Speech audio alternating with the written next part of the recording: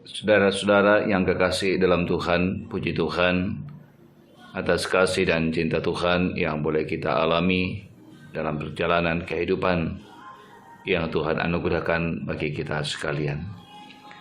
Kita akan bersama-sama mendengarkan kebenaran firman Tuhan dari Yohanes pasal 12 ayat 20 sampai 36. Namun sebelum kita bersama-sama mendengarkan kebenaran firman Tuhan, mari saudara-saudara yang kekasih dalam Tuhan kita berdoa. Segala puji dan syukur ya Tuhan kami persembahkan kepadamu atas segala kasih dan segala cinta Tuhan yang boleh kami alami dalam hidup ini. Terima kasih atas kehidupan ini ya Tuhan, dan kami persembahkan kehidupan kami ke dalam tangan kuasa-Mu. Kami akan mendengarkan kebenaran firman-Mu.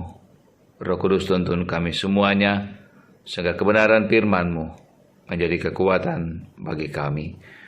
Di dalam Kristus Tuhan kami berdoa. Haleluya. Amin. Yohanes pasal 12 ayat 20 sampai ayat 36. Yesus memberitakan kematiannya di antara mereka yang berangkat untuk beribadah pada hari raya itu terdapat beberapa orang Yunani. Orang-orang itu pergi kepada Filipus yang berasal dari Betsaida di Galilea, lalu berkata kepadanya, "Tuhan, kami ingin bertemu dengan Yesus." Filipus pergi memberitahukannya kepada Andreas dan Filipus menyampaikannya pula kepada Yesus. Tetapi Yesus menjawab mereka katanya, "Telah tiba saatnya anak manusia dimuliakan. Aku berkata kepadamu, sesungguhnya jikalau biji gandum tidak jatuh ke dalam tanah dan mati, ia tetap satu biji saja. Tapi jika ia mati, ia akan menghasilkan buah yang banyak. Barang siapa mencintai nyawanya, ia akan kehilangan nyawanya. Tapi barang siapa tidak mencintai nyawanya di dunia ini, ia akan memelihara untuk hidup yang kekal. Barang siapa melayani aku, ia harus mengikuti aku, dan di mana aku berada, di situ pun pelayanku akan berada. Barang siapa melayani aku, ia akan dihormati Bapa. Sekarang jiwaku terharu, dan apakah yang akan kukatakan? Bapa, selamatkanlah aku dari saat ini. Tidak, sebab untuk itulah aku datang ke dalam saat ini. Bapa, muliakanlah namamu. Maka terdengarlah suara dari sorga, aku telah memuliakannya, dan aku akan memuliakannya lagi. Orang banyak yang berdiri di situ dan mendengarkannya berkata bahwa itu bunyi guntur. Ada pula yang berkata seorang malaikat telah berbicara dengan dia. Jawab Yesus, "Suara itu telah terdengar bukan oleh karena aku, melainkan oleh karena kamu. Sekarang berlangsung penghakiman atas dunia ini.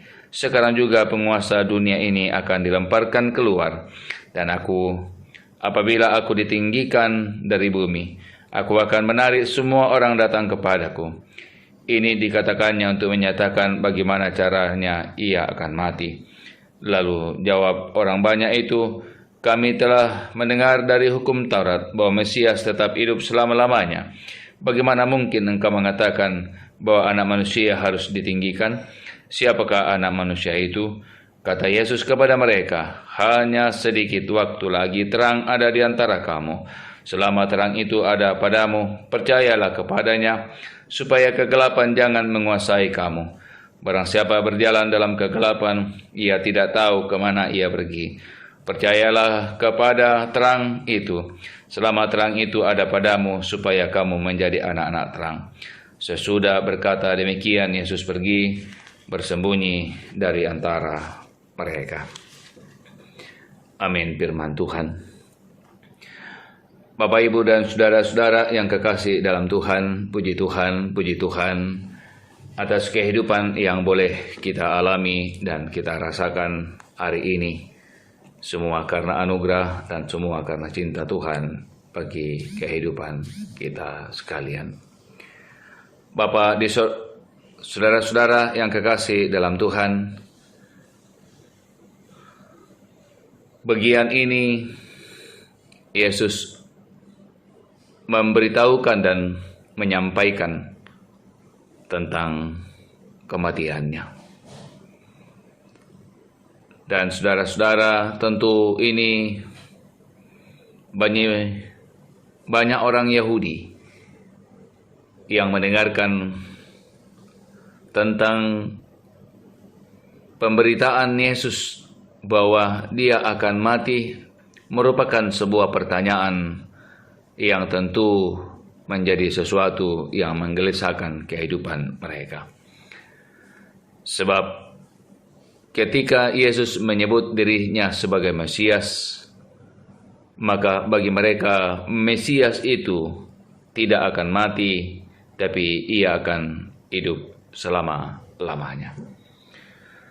Nah, pertanyaannya saudara-saudara, apakah makna dari pemberitaan kematian yang disampaikan oleh Yesus? Apa makna bagi kita tentang pemberitaan itu? Saudara-saudara yang kekasih dalam Tuhan, ada 3 hal yang menjadi makna bagi kita kenapa Yesus memberitahukan dan memberitakan tentang kematiannya. Pertama, saudara, semua nubuatan, janji, dan firman Tuhan yang dituliskan di dalam Alkitab akan digenapi, di mana kematiannya menjadi bagian yang tidak terpisahkan dari semua penggenapan itu. Yang kedua, menggambarkan begitu indah cinta, kasih dan pengorbanannya bagi dunia ini. Seumpama biji gandum yang ditanam tidak mati kemudian busuk, tetapi akan hidup tumbuh dengan tubuh yang baru dalam jumlah yang lebih banyak dari sebelumnya. Dan yang ketiga, memberi motivasi kepada murid-muridnya untuk memiliki komitmen yang kuat bagi Kristus, tidak mencintai nyawanya, dalam artian juga mau berkorban karena Kristus demi hormat dan kemuliaan Allah. Dan karena itu saudara-saudara yang kekasih dalam Tuhan, kita bersyukur bahwa Yesus memberitakan kematiannya, karena pemberitaan itu punya makna bagi kita sebagai orang-orang yang percaya kepadanya. Tuhan memberkati kita sekalian.